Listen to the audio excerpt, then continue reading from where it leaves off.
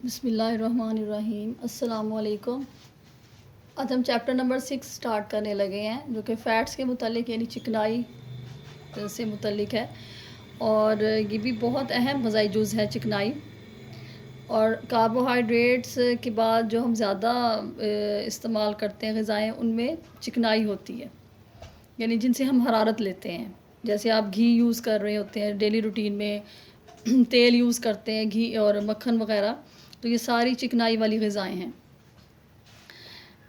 ان کی اگر کیمیائی ساخت دیکھی جائے تو یہ کاربن، ہائیڈروجن اور آکسیجن سے مل کر بنتے ہیں، یعنی عناصر، یہ والے عناصر جو ہیں وہ مل کر فیٹس بناتے ہیں۔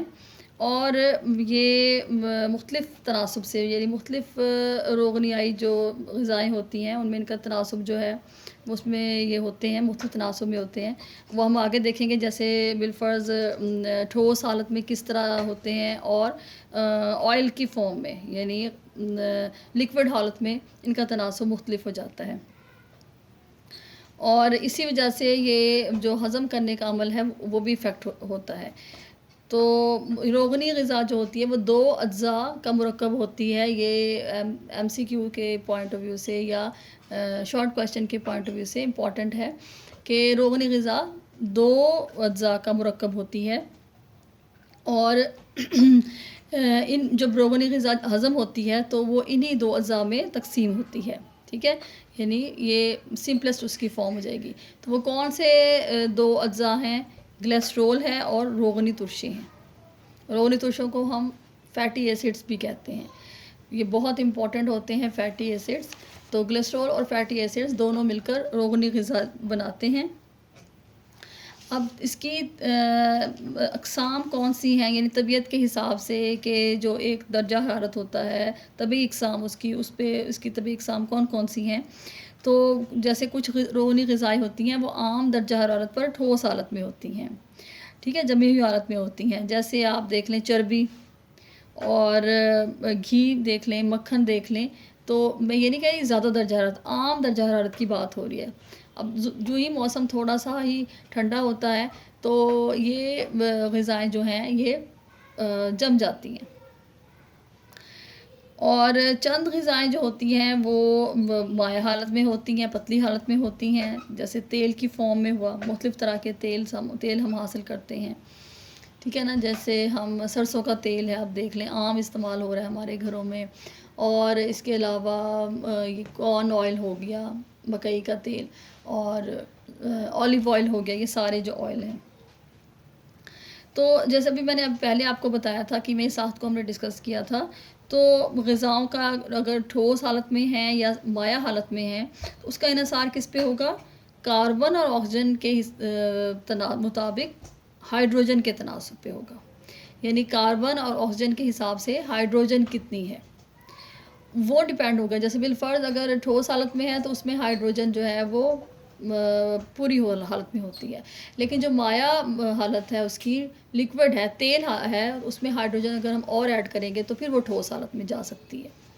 تو کاربن اور آکسیجن کے تناسب سے جو ہائیڈروجن کی مقدار ہے وہ افیکٹ کرتی ہے اس کے ٹھوس ہونے پہ یا اس کے مائع ہونے پہ۔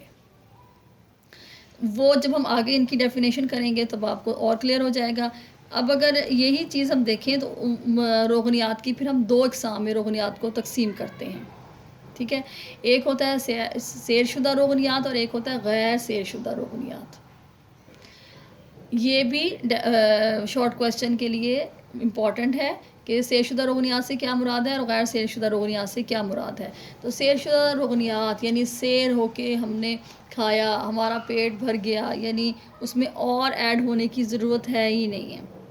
تو یہ سیر شدہ روغنیات وہ روغنیات ہوتی ہیں جس میں آکسیجن اور کاربن کے مطابق جو ہائیڈروجن ہوتی ہے اس کی مقدار پوری ہوتی ہے، مزید ایڈ کرنے کی ضرورت نہیں ہوتی، بالکل فل ہو چکی ہوتی ہے وہ۔ تو سیر شدہ، سیر میں نے بار بار آپ کو بتا رہی ہوں کہ اس میں فلنس سے اس کو لیں کہ اب مزید کی گنجائش ہی نہیں ہے۔ تو کاربن اور آکسیجن کے تناسب سے ہائیڈروجن کی مقدار جو ہے وہ پوری ہوتی ہے اس کے اندر سیر شدہ روغنیات میں، اور یہ عام درجہ حرارت پر ٹھوس حالت میں ہوتی ہیں۔ جیسے میں نے ابھی بتایا چربی ہے، مکھن، گھی ہے، پھر آپ دیکھیں بالائی جو ہے وہ اس کی اگزامپل ہے. تو یہ ہمیں حیواناتی ذرائع سے ملتے ہیں. سیر شدہ روغنیات ہمیں حیواناتی ذرائع سے ملتے ہیں، نباتاتی ذرائع سے نہیں ملتے. ہاں، نباتاتی ذرائع سے جو ہم حاصل کرتے ہیں جیسے ناریل کا تیل ہے اور پام آئل ہے، تو یہ ٹھوس حالت میں ہوتے ہیں عام درجہ حرارت پر. باقی جتنے بھی سیر شدہ روغنیات ہیں وہ ہمیں حیواناتی ذرائع سے ملتے ہیں. ٹھیک ہے، یہ بھی ایم سی کیو کے لیے امپورٹنٹ ہو گیا کہ صرف کون سے آئل، ناریل کا تیل اور پام آئل جو ہے وہ ہمیں نباتاتی ذرائع سے مل رہا ہے، باقی ہمیں سارے حیواناتی ذرائع سے مل رہے ہیں. اور یہ سیر شدہ روغنیات میں کاربن اور آکسیجن کے تناسب سے ہائیڈروجن کی مقدار پوری ہوتی ہے اور ایڈ کرنے کی ضرورت نہیں ہوتی. آگے چلتے ہیں غیر سیر شدہ روغنیات، یعنی اس میں ایڈ کرنے کی ضرورت ہے، یہ سیر نہیں ہوئی، یہ فل نہیں ہوئی. تو یہ روغنی غذائیں عام درجہ حرارت پر منجمد نہیں ہوتی بلکہ سیال حالت میں ہوتی ہیں، اور ان میں کاربن اور آکسیجن کے تناسب سے ہائیڈروجن کی مقدار کم ہوتی ہے. ٹھیک ہے، اور اس کی مثالیں کون سی ہیں؟ جیسے بتایا زیتون کا تیل ہے، سرسوں کا تیل ہے، مونگ پھلی، سویا بین، ٹھیک ہے، اور سورج مکھی کے تیل. یہ تمام جو تیل ہیں یہ کس کی اگزامپل ہے؟ غیر سیر شدہ روغنیات کی. اب کہنے کی بات یہ ہے کہ غیر سیر شدہ روغنیات جو ہیں وہ سیر شدہ کیسے بنائے جا سکتے ہیں. یہ مطلب یہ ایک ہمارے لیے، ہم اس میں ایک ٹرم یوز کریں گے جس کو ہم کہتے ہیں ہائیڈروجن اندازی. ہائیڈروجن اندازی مین ہائیڈروجن ایڈ کی ہے، اس کے اندر داخل کی ہے. تو اس میں ہم کیا کریں گے، اس جیسے جو آپ کی ایکویشن ہے اس سے آپ کو کلیئر ہو رہا ہوگا کہ سیال حالت میں ایک چیز ہو جیسے لیکوڈ ہیں، آئلز ہیں، اور اس کو ہم کہتے ہیں غیر سیر شدہ روغنیات. اس میں اگر ہم ہائیڈروجن کو ایڈ کر لیں تو وہ ٹھوس بن جاتے ہیں اور پھر وہ کیا کہلاتے ہیں؟ سیر شدہ روغنیات. اس کی ڈیفینیشن بہت امپورٹنٹ ہے. ہائیڈروجن اندازے سے کیا مراد ہے؟ غیر سیر شدہ روغنیات کو سیر شدہ بنانے کے لیے اس میں مزید ہائیڈروجن شامل کی جائے تو اس سے وہ ٹھوس حالت میں آ جاتے ہیں. اور ہائیڈروجن شامل کرنے کے عمل کو ہم کیا کہیں گے؟ ہائیڈروجن اندازی. ہائیڈروجن ہم نے ایڈ کی اس کے اندر. تو یہ امپورٹنٹ ہے، موسٹ امپورٹنٹ ڈیفینیشن ہے فیٹس کے اندر. تو جب ہم تیلوں سے بناسپتی گھی بناتے ہیں تو وہ اسی عمل سے تیار کیا جاتا ہے کہ اس کو ٹھوس حالت دے دی جاتی ہے اور وہ سیر شدہ روغنیات بن جاتے ہیں. آگے ہے روغنیات کی جو جسم میں کام ہیں وہ کون کون سے ہو سکتے ہیں. تو ظاہری بات ہے یہ امپورٹنٹ ہے روغنیات کے جسم میں کام.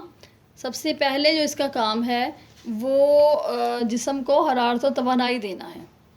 ٹھیک ہے، یعنی انرجی پرووائڈ کرتا ہے. اور اس کے 1 گرام سے ہمیں کتنی کیلوریز مل رہی ہوتی ہیں؟ 9 کیلوریز مل رہی ہوتی ہیں. یہ بھی آپ کے لیے ایم سی کیو کے لیے اس کو بھی آپ کو ذہن میں رکھنا چاہیے، انڈر لائن کرنا چاہیے کہ کیلوریز کے فیٹس کے 1 گرام سے ہمیں کتنی کیلوریز ملتی ہیں؟ 9 کیلوریز ملتی ہیں. اور دوسرا اس کا ہے کہ یہ سٹور فارم میں ہماری باڈی میں رہتا ہے، یعنی ذخیرے کی فارم میں.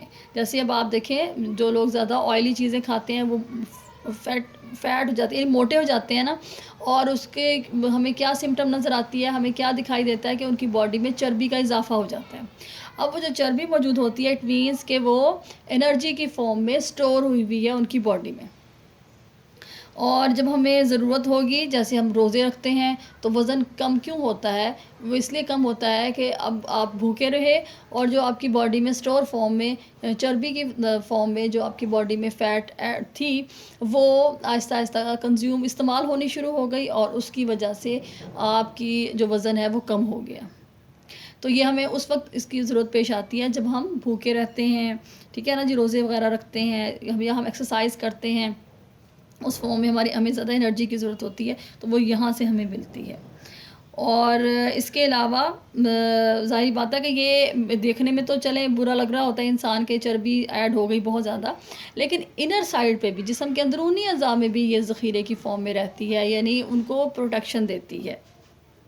وہ کس طرح کہ جو جسم کے اندرونی اعضاء ہوتے ہیں ان کے گرد یہ ایک لیئر بناتی ہے، اور جیسے اب آپ اپنے دل وغیرہ کو دیکھ لیں، امپورٹنٹ جو آپ کے سینسٹیو ہیں آپ کے آرگنز، اور انہیں صدمے سے بچائے گی، انہیں مختلف خطرات سے بچائے گی، ڈیمیج ہونے سے بچائے گی. اور اس کے علاوہ یہ کہ جیسے جگر ہے اور دل اور گردوں وغیرہ کو ان کی جگہ پہ، پراپر جگہ پہ یہ رکھتی ہے، کہ سمجھے کہ ان کے اندر ایک، اس کے ارد گرد ایک لیئر بنا لینا اور اس کو پروٹیکشن دینا. پھر یہ آپ کی باڈی کو گداز بناتی ہے، ان کے اندر خوبصورتی پیدا کرتی ہے، یعنی ان کے اندر تھوڑا سا انہیں نرمی دیتی ہیں، اور باڈی کو جنہوں نے سڈول بنانا ہو، ٹھوس بنانا ہو، وہ اس میں بھی ہیلپ کرتی ہیں، وزن کو بڑھاتی ہیں. ٹھیک ہے. اچھا، اب جو آپ کے اسکن ہے، ہیئر، آپ کے جو نیل ہیں، ان سب کے لیے بھی یہ ضروری ہے. آپ کو دیکھیں، اگر ہم آئل باہر سے، اندرونی طور پہ نہیں، لیکن اگر ہم باہر کی سائڈ پہ اگر ہم آئل یوز کرتے ہیں تو ہم اپنے بالوں کو آئلی بناتے ہیں، ورنہ ہمارے بال رف ہو جائیں. ہم نے اسکن کو موئسچرائز کرتے ہیں، ٹھیک ہے، ڈفرینٹ لوشن وغیرہ یوز کر کے، کریمز یوز کر کے، ڈفرینٹ اور بھی ٹیکنیکس استعمال کر کے جو ہربل ہو سکتی ہیں، ہم انہیں آئلنگ دیتے ہیں اسکن کو. پھر اپنے نیلز کو بھی ہم تھوڑا سا آئلنگ دینے کی کوشش کرتے ہیں، ادروائز کیا ہو جائیں گے، وہ جلدی ٹوٹ پھوٹ جائیں گے. تو یہ ان تمام چیزوں کے لیے کیا چاہیے، ہمیں آئل چاہیے، اور وہ ظاہر ہے ہم بیرونی طور پہ غذاؤں سے لیتے ہیں. روغنی غذاؤں کی وجہ سے ہی ہمارا پیٹ جلدی بھرتا ہے، کہ ہمیں فلنس کا احساس ہوتا ہے، کہ جب ہم کھانا وغیرہ کھاتے ہیں تو جب اگر آپ دیکھیں، اگر آپ ایسی غذا کھائیں جو تھوڑی آئلی ہو، جس میں آئل ہو، کیکس وغیرہ. اچھا، اب وہ چیزیں کھا رہے ہیں تو آپ کو آہستہ آہستہ بھوک لگتی ہے، ایک دم بھوک نہیں لگتی، بلکہ یہ لگتا ہے کہ فلنس کا احساس ہوتا ہے کہ پیٹ بھرا ہوا ہے. اس کو کہتے ہیں شکم سیری، کہ جو آپ کا پیٹ ہے وہ آپ کو بھرا ہوا محسوس ہو، آپ کو سیٹسفیکشن ہو. ٹھیک ہے. تو اس کو ہم کہیں گے کہ یہ روغنی غذائیں شکم سیری میں مدد دیتی ہیں، پیٹ بھرنے میں، اور آپ کو سیٹسفیکشن دیں گی. چکنائی والی جو غذائیں ہیں ان میں وٹامنس ہوتے ہیں، آئلز میں وٹامنس ہوتے ہیں، جن کو ہم کہتے ہیں چکنائی میں حل پذیر vitamin, fat soluble vitamins A, D, E and K. میں اکثر آپ کو بتاتی رہتی ہوں کہ جب ہم اپنے آئل بھی لیں مارکیٹ سے تو اس کے اوپر لکھا ہوتا ہے fortified with vitamin A, D, E and K، یعنی اس میں vitamin A, D, E and K جو ہے شامل ہیں. اب یہ وٹامنس بہت زیادہ ضروری ہیں آپ کی اسکن کے لیے، آپ کی ہیلتھ کے لیے. ٹھیک ہے. وہ ان شاء اللہ تعالیٰ بونس کے لیے، جیسے وٹامن ڈی دیکھ لیجئے، اس کے بغیر کیلشیم کام ہی نہیں کر سکے گا. تو یہ سارے جو ہے اسپیشلی آئی سائٹ کے لیے بہت امپورٹنٹ ہے. یہ وٹامن آگے ہم بہت ڈیٹیل میں ان کے بارے میں پڑھیں گے. تو یہ امپورٹنٹ وٹامنس ہیں جو کہ ہمیں چکنائی والی غذاؤں سے ہی ملیں گے، فیٹ سے ہی ملیں گے. ان میں ظاہری بات ہے، جیسے میں بتایا کہ جو فیٹ ہے وہ دو اجزاء کا مرکب ہوتا ہے، روغنی ترشوں کا اور گلیسرول کا. روغنی ترشوں کو ہم کیا کہتے ہیں؟ فیٹی ایسڈز کہتے ہیں. اب فیٹی ایسڈز جو ہوتے ہیں وہ ضروری بھی ہوتے ہیں اور غیر ضروری فیٹی ایسڈز بھی ہوتے ہیں.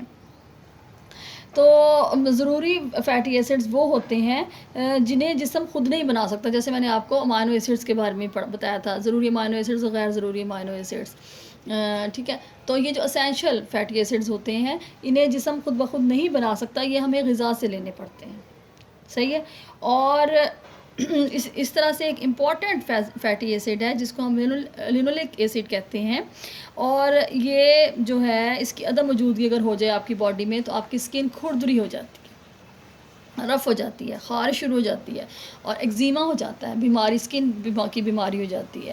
تو جس کی وجہ سے یہ وٹامن ضروری ہے، یہ جو لینولک ایسڈ ہے یہ ہمیں لینا ضروری ہے. اور ہمیں کہاں سے ملے گا؟ خوراک سے ملے گا.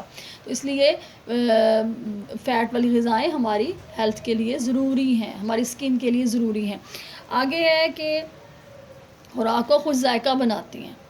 اب اگر ایک ایسی خوراک تیار کر لی جائے جیسے ویجیٹیبلز آپ نے بوائل کر لی، اس کے اندر فیٹ وغیرہ ایڈ نہیں کیا، آئل ایڈ نہیں کیا، اس کو ایسے ہی آپ سرو کریں گے تو وہ اچھی نہیں لگیں گی دیکھنے میں بھی، اور آپ اس کو کھا بھی نہیں سکو گے. آپ کو انہی چیزوں کو کھا کے سیٹسفیکشن ملتی ہے جو آپ کی زبان کو اچھے لگتے ہیں، جو آپ کو ذائقے دار لگتے ہیں. ادروائز یہ ہے کہ ہمارا پیٹ نہیں بھرتا، ہمارا دل، ہم سیٹسفائی نہیں ہوتے، ہمارا برین جو ہے وہ پراپر ورک نہیں کر رہا ہوتا. وہ کھانا اچھے طریقے سے ہضم ہوتا ہے جو آپ شوق سے کھاتے ہیں، جب اچھے موڈ میں کھاتے ہیں، ٹھیک ہے، کیونکہ ظاہر ہے برین ہر چیز میں افیکٹ کر رہا ہے، تو وہ ڈائجسٹو سسٹم کو ظاہر آرڈر کرے گا، یعنی ڈائجیشن ہوگی تو اسی صورت میں ہوگی جب آپ کو مزیدار کھانا ملے گا، اور وہ ہمیں کون ہمارے ذائقے کو کھانے کو مزیدار بناتا ہے؟ فیٹس بناتے ہیں۔ جسم کے اندرونی اعضاء، جیسے میں نے پہلے بھی بتایا تھا کہ ان اعضاء کو پراپر حالت میں بھی رکھتا ہے۔ اس کے علاوہ جیسے اندرونی حصے ہیں، سمجھے آپ کے جوڑ ہیں، جوائنٹس، اب اپنی ایلبو کو دیکھ لیں، کونی کو دیکھ لیں، پھر اپنے گھٹنوں کو دیکھ لیں، ٹھیک ہے، یہاں کیا ہے؟ یہاں جوڑ ہیں، دو ہڈیاں آپس میں ملی ہوئی ہیں۔ ان جوڑوں کو آئلی رکھنے کی ضرورت ہوتی ہے۔ اگر یہ خشک ہو جائیں تو بہت تکلیف دیتے ہیں، پینفل ہوتے ہیں، یہ وقت کے ساتھ ساتھ بہت سے لوگوں کو یہ پرابلم ہو جاتا ہے۔ اس کی وجہ کیا ہوتی ہے؟ اس کی وجہ یہ ہوتی ہے کہ ہماری باڈی ان جگہوں پہ آئل کی کمی ہو جاتی ہے، تو یہ ایز اے لوبریکینٹ ان کو یعنی چکنائی کے تہ بناتے ہیں، لوبریکیشن پیدا کرتے ہیں، اور کون پیدا کرتے ہیں؟ روغنیات۔ اس کی وجہ سے وہ آپس میں رگڑ نہیں کھاتے۔ ایریا جو ہے، جیسے دیکھیں مشینیں ہیں، ان کو آئل دیا جاتا ہے، کیوں دیا جاتا ہے؟ تاکہ وہ پراپر ورک کر سکیں۔ سیم ہمارے گھٹنے جو ہیں وہ پراپر ورک کرتے ہیں جب آپ، تو یہ ہمارے جوڑوں کے لیے بہت زیادہ ضروری ہے کہ اگر وہ ان کی کمی ہو جائے تو وہ آپس میں رگڑ کھائیں گے اور پراپر ورک نہیں کر سکیں گے۔ جیسے میں نے بتایا کہ مشینوں میں بھی ہم آئلنگ اسی لیے کرتے ہیں، ان کے پراپر ورک کے لیے۔ سیم ہمارے جوڑوں کے درمیان بھی ہمیں آئل چاہیے ہوتا ہے، وہ آئل ہمیں نہ ملے تو جو آپ کے پینفل ہو جاتے ہیں آپ کے یہ والے جوڑ والے حصے، ٹھیک ہے۔ تو اب ہمارا نیکسٹ ٹاپک ہو جائے گا کہ روغنیات کی کمی سے کیا ہوتا ہے، اس کی کمی کے کیا اثرات ہیں۔ ظاہری بات ہے کہ جو اس کے کام ہیں، جب کمی ہو جائے گی تو وہی والے کام افیکٹ کریں گے اور ہمیں مختلف پرابلمس ہو جائیں گے۔ اور جیسے کیا ہو سکتا ہے؟ آپ کا وزن کم ہو سکتا ہے، ٹھیک ہے، آپ کمزور ہو سکتے ہیں، دبلے ہو سکتے ہیں، یعنی کیلوریز جس کو ہم کہتے ہیں، کیلوریز کی کمی ہو جائے تو جیسے میں نے آپ کو وہ بچے دکھائے تھے جن میں پروٹین اور کیلوری کی کمی تھی، تو وہ بچے کیا تھے کہ ان کی بس صرف ہڈیاں رہ گئی تھیں، اسکن نہیں ہوتی۔ تو آپ کی باڈی کے اندر جو گداز ہوتا ہے، جو آپ کی باڈی کے اندر خوبصورتی پیدا ہوتی ہے، وہ روغنی غذاؤں سے ہی ہوتی ہے۔ تو روغنی غذاؤں کی وجہ سے آپ لاغر، کمزور اس طرح دکھیں گے اور ہڈیاں زیادہ باڈی میں ہو جائیں گی، ٹھیک ہے۔ اس کے علاوہ کیا ہوگا کہ کام کاج کرنے کے لیے آپ کی باڈی کو کام کرنے کے لیے حرارت کی ضرورت ہوتی ہے، وہ حرارت کی کمی ہو جائے گی، اسکن رف ہو جائے گی، کھردری ہو جائے گی، جس کو میں نے پہلے بتایا تھا کہ ایگزیما کی بیماری ہو جائے گی۔ اور اس کے علاوہ جب اندرونی اعضاء کے گرد آپ کو چکنی جھلی نہیں ملے گی، اور جیسے بھی میں نے جوڑوں کے بارے میں بتایا، تو کیا ہوگا کہ کھردرا پن پیدا ہو جائے گا اس ایریا میں، اور آپ کو تکلیف ہوگی چلتے ہوئے، بیٹھتے ہوئے۔ پھر چکنائی میں جو حل پذیر ہمیں وٹامنس ہم نے اس کے بارے میں پڑھا، اے ڈی ای اینڈ کے، وہ ہمیں نہیں ملیں گے، اور اس کی وجہ سے مزید بیماریاں لاحق ہو جائیں گی۔ جو ان وٹامنس سے ہمیں جو فائدے ہوتے ہیں ان کو لینے سے، اب ان کی ظاہرہ کمی ہو جائے گی باڈی میں، تو وہ والے فائدے نہیں ملیں گے، اور ہمیں نقصانات ہماری باڈی کو پہنچنے شروع ہو جائیں گے، اور ہمیں بیماریاں لاحق ہو جائیں گی، ٹھیک ہے، جیسے ہڈیوں وغیرہ کی بیماریاں ہو گئیں۔ تو اور اس کے علاوہ کیا ہو سکتا ہے؟ آئی سائٹ کا ایشو ہو سکتا ہے۔ تو فیٹ یہ نہیں کہ بہت زیادہ، لیکن ہمیں لازماً اپنی ڈائٹ میں فیٹ کو شامل کرنا چاہیے۔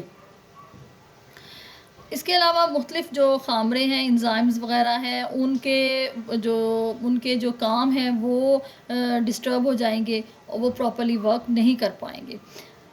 اب روغنیات کی اگر ہماری باڈی میں زیادتی ہو جائے تو اس سے ہمیں کیا کچھ پرابلمس ہو سکتے ہیں لاحق، کیونکہ ظاہری سی بات ہے کہ کمی ہو گئی تو، اور زیادتی ہو گئی تو بھی نقصان دہ ہے۔ اس کو نارمل فارم میں ہونا چاہیے، نارمل حالت میں ہمیں لینی چاہیے۔ اب روغنیات کی زیادتی کے کافی زیادہ نقصانات ہیں، جو آج کل ہمارے آپ دیکھ رہے ہوں گے ارد گرد اپنے معاشرے میں، دنیا میں، کہ لوگ جو ہیں وہ اس کو فیس کر رہے ہیں، اس کی زیادتی کے اثرات کو۔ سب سے پہلی بات کہ روغنیات کی زیادتی سے بلڈ پریشر کا مسئلہ ہو جاتا ہے۔ اس کی وجہ کیا بنتی ہے کہ جب ہم حیواناتی ذرائع سے فیٹس حاصل کرتے ہیں. تو جو حیواناتی چکنائی ہوتی ہے اس میں ایک مادہ پایا جاتا ہے، اس کو ہم کولیسٹرول کہتے ہیں. اب جیسے بالفرض آپ بکرے کا گوشت کھا رہے ہیں، بڑا گوشت لے رہے ہیں، تو اس میں زیادہ فیٹ ہوتا ہے ایز کمپیئر مچھلی کے گوشت سے. اگر ہم کمپیئر کر لیں، چلے مرغی سے لے لیں تو کم اس میں زیادہ ہوتا ہے. اب ہم وہ جو لے رہے ہوتے ہیں فیٹ، وہ ہماری جو خون کے اندر آرٹریز ہوتی ہیں، شریانیں ہوتی ہیں، ان کے اندر وہ جمنا شروع ہو جاتا ہے. باریک باریک سمجھے نالیاں ہوتی ہیں، ان کے اندر وہ جمنا شروع ہو جاتا ہے، کیونکہ وہ حیواناتی ذرائع سے مل رہا ہوتا ہے. وہ آئل کی فارم میں نہیں ہوتا، وہ جمتا ہے. تو وہ جب اس میں جمنا شروع ہو جاتا ہے تو ان کا جو راستہ ہے وہ تنگ پڑ جاتا ہے. یعنی سمجھیں کہ ایک پائپ ہے اور اس پائپ میں بہت زیادہ چیزیں جمع ہونی شروع ہو گئی ہیں، گند جمع ہونا شروع ہو گیا ہے، تو پانی اس پائپ میں سے نہیں گزرے گا. اس طرح سے بلڈ ان آرٹریز میں سے نہیں گزر پاتا، اور اس کی جو سرکولیشن ہے وہ ڈسٹرب ہوتی ہے، پریشر بڑھتا ہے. جیسے بلڈ آ رہا ہے، آگے سے راستہ نہیں مل رہا، پریشر بڑھ رہا ہے، اور اس کی وجہ سے پین ہونی شروع ہو جاتی ہے. اور یہ پھر بعد میں نظام دوران خون، جس کو ہم سرکولیٹری سسٹم کہتے ہیں، اس میں ڈسٹربنس ہونے کی وجہ سے پھر بلڈ پریشر کا مسئلہ ہونا شروع ہو جاتا ہے. یعنی پریشر، دباؤ پڑنا بہت زیادہ. اور ظاہر سی بات ہے پھر بعد میں یہ اللہ نہ کرے ہارٹ اٹیک وغیرہ کی صورت اختیار کر لیتا ہے. تو اس جو کولیسٹرول کی مناسب مقدار ہونی چاہیے. یہ چیز نہیں ہے کہ کولیسٹرول ہماری باڈی کے لیے نقصان دہ ہے، نہیں. کولیسٹرول جو ہے وہ بہت سے کام بھی سر انجام دیتا ہے. اب کولیسٹرول مقدار کو ہم کم کیسے کر سکتے ہیں؟ اگر ہم فائبر والی چیزیں لیں، سبزیوں کا استعمال زیادہ کریں، اور پھلوں کا استعمال کریں جس پہ سیلولوز ہو. جیسے میں نے آپ کو اپنے پچھلے لیکچر میں بتایا تھا کہ جس کے اندر فائبر ہو، ریشہ ہو. جیسے آپ یہ سب گول کا چھلکا استعمال کرتے ہیں عام گھر میں، تو یہ بھی فائبر کی ایک فارم ہے. اگر روٹی آپ جو ہے بغیر چھنے آٹے کی استعمال کرنے، بہت زیادہ نہ چھانے، تو وہ بھی فائبر ہوتا ہے. اللہ نے قدرتی طور پہ غذاؤں میں فائبر ڈالا ہوا ہوتا ہے، پیدا کیا ہوا ہوتا ہے. اگر ہم ایسی غذائیں کھائیں جیسے بہت زیادہ میٹ وغیرہ، تو ان میں فائبر کی کمی ہوتی ہے.